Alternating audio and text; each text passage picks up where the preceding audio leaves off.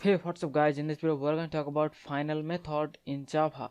In Java we can use the final keyword with one method, and the syntax is first we have the final keyword, then the return type of the method like void, then the name of the method like display, and then inside the parentheses we pass our parameter list, and then after that we have pair of curly braces, and inside of which we write our body of that method. While making one method as final, that means that method cannot be overridden in the subclass, and we cannot provide one new definition of the method in the child class, and any attempt to override that method will generate compile time error.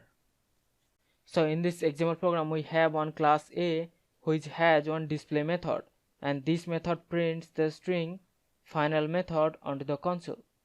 And there is one class B which is inheriting from the class A, and it is overriding the parent display method and providing one new definition, and it will print the string overridden method onto the console. Now there are in some cases we do not want the parent method to be overridden in the child class. In that case we can make the parent method as a final method. So to create one final method, first we have the final keyword and then the method definition. This way we can make one method as final.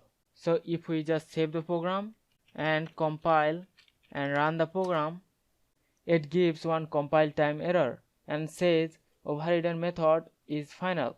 So in Java we can make one method as final, and we can prevent that method to be overridden in the child class. So hope you understand the concept of final method in Java. We'll see you in the next one. Thank you.